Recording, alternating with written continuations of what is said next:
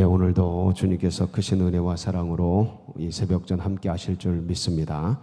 그런 기대를 가지고 우리 마태복음 12장 말씀 함께 나누도록 하겠습니다. 저희가 어릴 때 주일학교 다닐 때죠. 그때 저희 교회 목사님께서 주일날 돈 쓰면 혼냈습니다.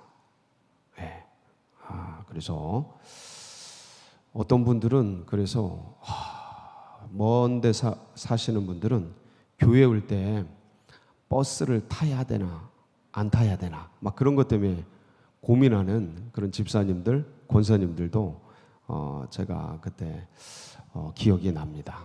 그래서 당연히 주일날 뭐 교회 학교 먹을 거 사러 간다 그럼 혼나고 그래서 안 되고 그랬던 기억이 있습니다. 그러니까 주일을 또 소중히 여겼던 것이죠. 그래서 그날 거룩히 여겨서 다른 것들 하는 것이 아니라 예배에 집중하고 주님께 집중하도록 그랬던 그 교육이 지금도 선합니다.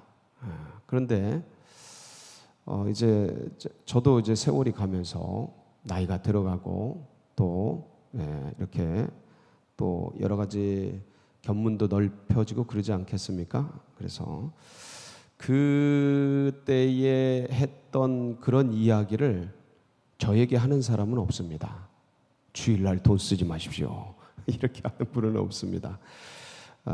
왜 그러냐면 이제 주일날 돈을 써야 되는지 말아야 되는지 이게 주님을 위한 건지 아닌 건지 그런 것들을 판별할 때가 됐기 때문에 그런 것들을 강요하거나 그러지 않습니다. 무슨 말이냐면 어떤 법도 시효가 있습니다.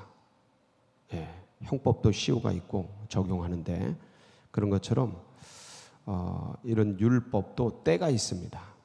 때가 있는데 지나간 것을 가지고 거기에 적용하지 말아야 될 것을 가지고 적용을 하기 시작하면 둘 다 피곤해지는 거죠. 예를 들어서 이런 겁니다. 율법이라는 게 뭐 613개 계명이라는 게 딴 게 아니고 저희들도 율법을 가지고 있죠.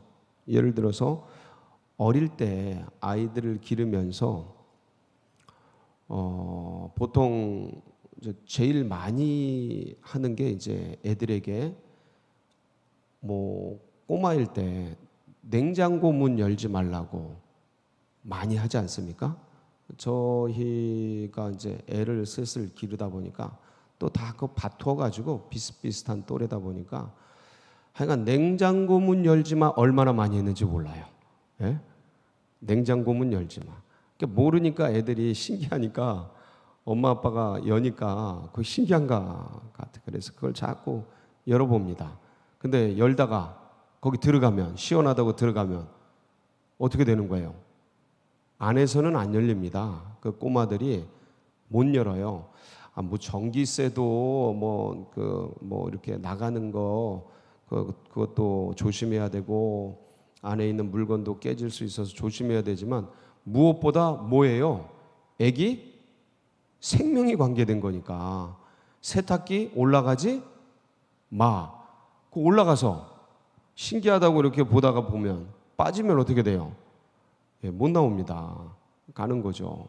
그렇게 돼서 냉장고 문 열지 마. 그게 대표적인 거고 또 무슨 율법이 있습니까? 칼에 손 대지 마. 요거 있죠. 칼에 손 대지 마. 그런 거 많습니다. 그 다음에 또 더 어릴 때는 고추장, 고춧가루, 간장, 애비. 기억나시죠? 애비. 이거 참 이제 쓸 일이 없네요. 옛날엔 참 많이 썼는데 애비 이렇게 해서 하지마 이런 건데 율법이죠.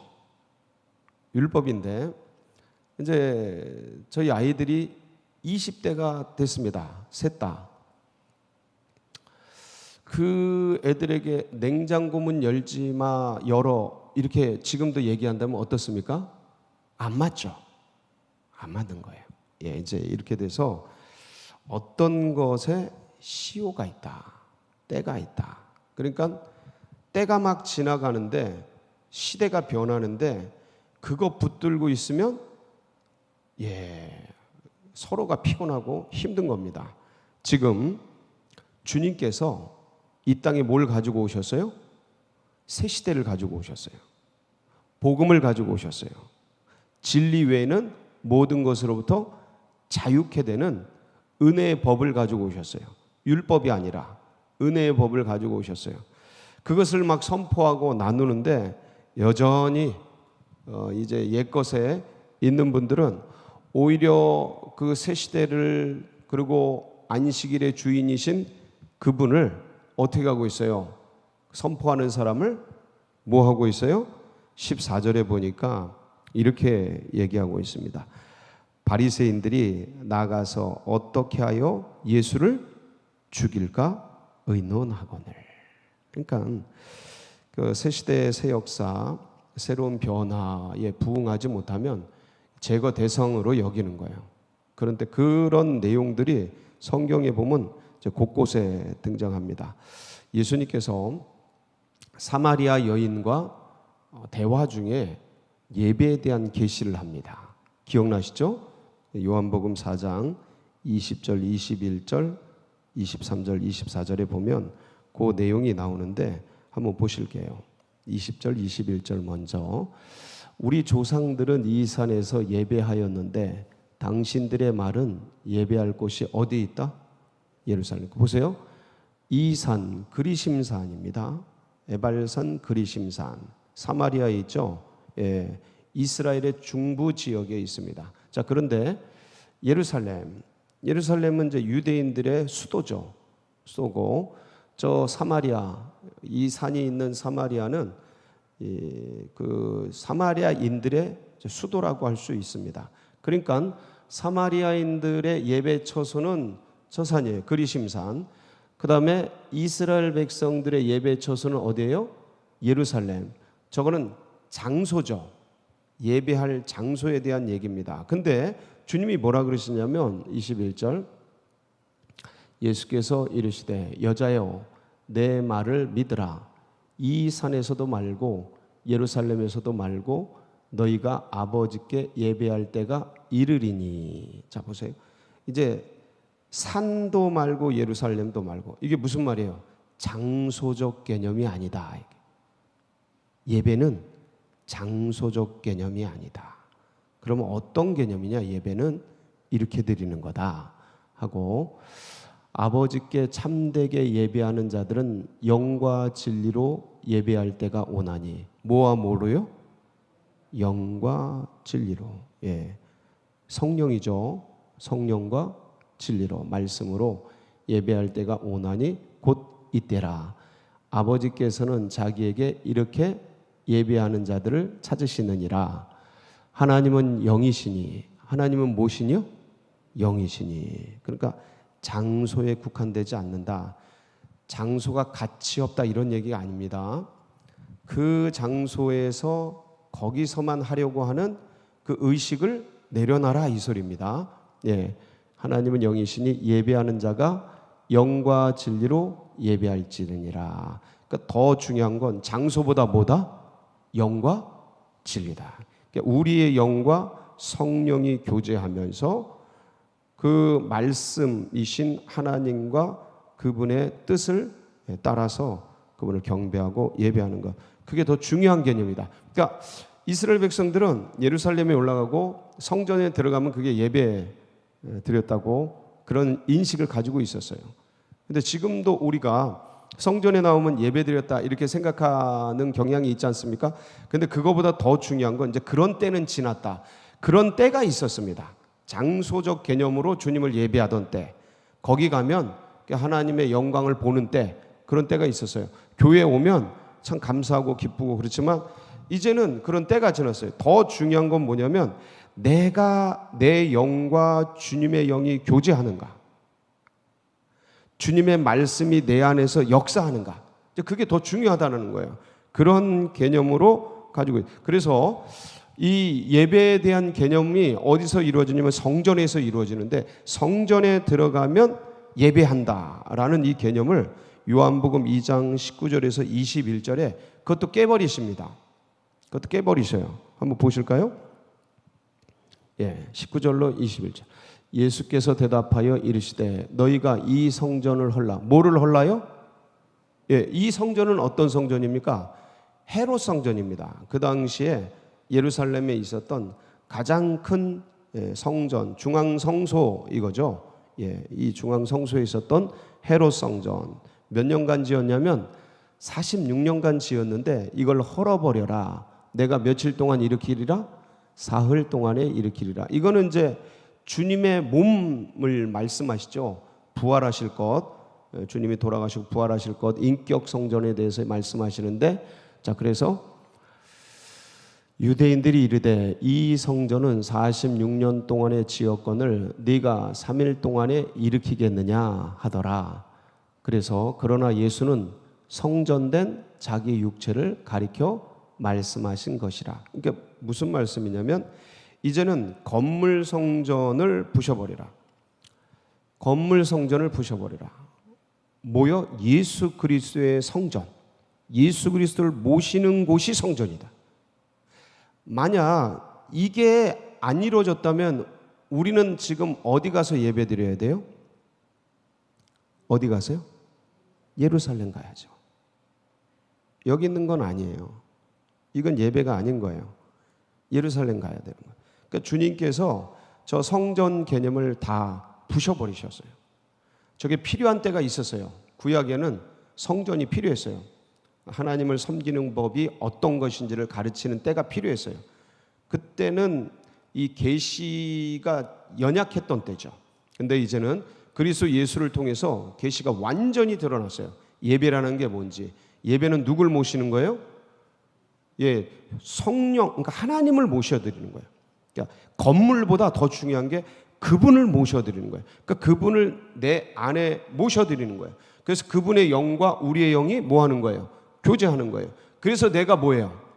그러니까 주님이 성전이신데 그 성전 대신 주님이 성령으로 우리 속에 들어오니까 내가 뭐예요? 그래서 고린도전서 3장 16절이에요. 이 개념이 나오는 거예요. 이 개념. 너희는 너희가 하나님의 성전인 것과 하나님의 성령이 너희 안에 계시는 것을 알지 못하느냐. 그러니까 하나님의 영, 성령이 어디 안에 있어요? 우리 안에 내주하시고 거주하시니까 우리가 뭐예요? 성전인 것이죠. 그래서 성전 개념을 부셔버려요. 그렇지 않으면 지금도 우리는 1년에 뭐 서너 번 이상씩 어디로 가야 되냐면 예루살렘으로 가야 되는 것이죠. 거기서 예배 드리는 게 참된 예배니까. 근데 그게 아니고 이제는 주님을 모시고 있는 그것이 신령과 진정으로 예배 드리는 거기가 성전인 거예요. 그 시간이 거룩한 시간이에요. 그러니까 지금이 은혜의 때요, 구원의 날인 거예요. 지금이 뭐예요? 주의 영과 우리의 영이 교제하는 이 시간이 성전, 성령, 성일인 거예요. 가장 거룩한 시간, 거룩한 뜻.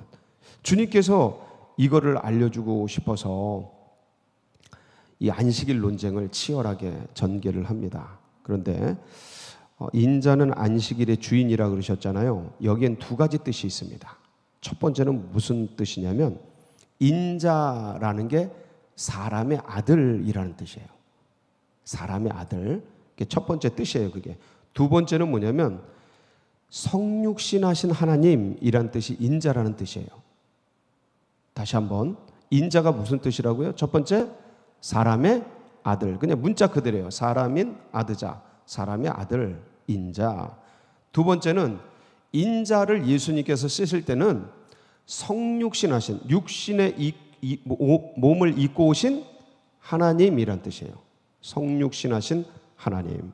그러니까 이 인자는 안식일의 주인이라는 말의 본래 의미가 뭐냐면 이중적인 의미를 가지고 있는데 첫 번째는 하나님, 내가 하나님이다. 내가 주인이다. 그러니까 내 뜻이 이거다. 내 뜻이 이거다. 이게 첫 번째 의미예요. 그러니까 내가 안식일의 주인이다. 내가 안식이다. 내가 안식의 주인이고 안식일이고 안식 자체다. 수고하고 무거운 짐진 자들아 다 내게로 오라. 내가 너희를 그 안식일의 의미의 본질이 뭐냐면 쉼을 얻는 거예요. 그래서 주님께서 6일간 천지를 창조하시고 7일째 쉬는데 이 7일째 쉬기 전 마지막 사역이 뭐냐면 사람을 창조한 거예요.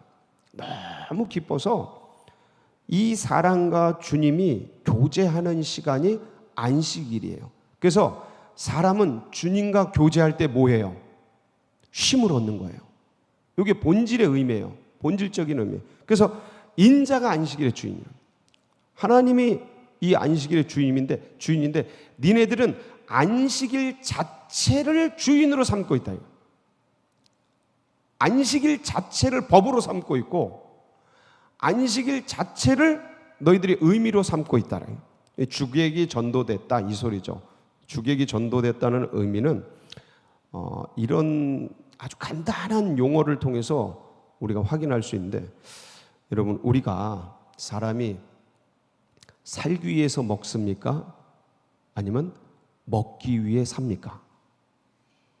이거 되게 물어보나 말하죠. 예? 그러니까 우스갯소리로 우리가 야, 먹기 위해 사는 것 같다 이런 얘기를 하지만, 우리가 먹기 위해 사는 거는 짐승들이죠.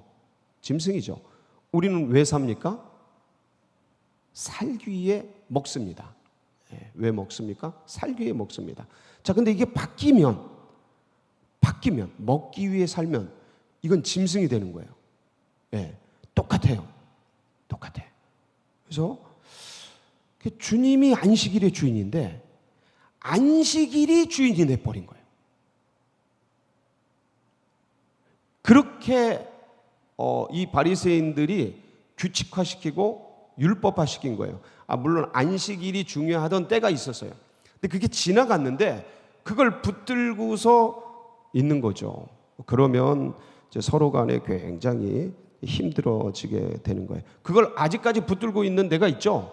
뭐 제7일 안식일이나 이런데 그걸 아직까지 붙들고 있죠. 이스라엘 가야 돼요. 그런 분들은 성전에서 예배드려야 돼요. 이스라엘의 성전에서 그것들을 다 붙들고자 하면 저 절기 지키러 6월절 지키러 다 가야 되고, 왜냐면 거기서 예배드리게 돼 있어요. 율법을 보면 다른 데가 아니고 1년에 3차 이상씩 거기서 예배드려야 돼요. 그래야 되는데 그게 다 지나갔는데, 그게 중요하던 때가 있었어요. 근데 다 지나갔는데 이제 그러고 있는 게 참 안타까운 일이죠.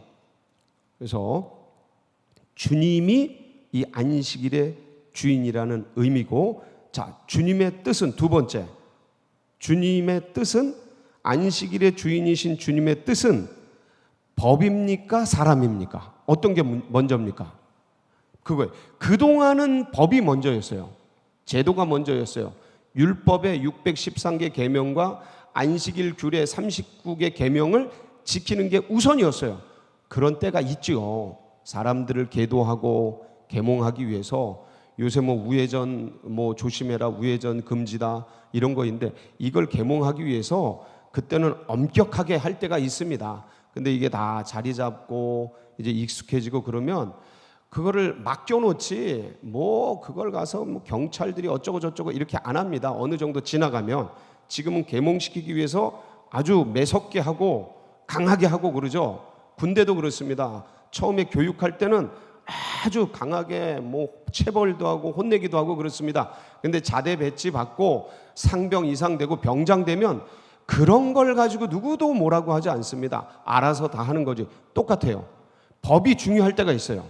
이게 안착될 때, 안식일이 얼마나 중요하고 이날 어떻게 해야 되는지를 가르칠 때. 근데 세월이 지나면서 안식일의 본질이 뭔지, 안식일을 뭐 해야 되는지를 알게 되는 연령이 되면 자유롭게 맡겨야 되는데, 그게 가장 중요한 게 뭐냐면 사람이 중요한 거예요. 자, 보세요. 안식일의 주인이신 예수 그리스도, 그분이 인자셔요. 이 인자가 원하는 게 뭐냐면 사람을 귀히 여기는 거예요.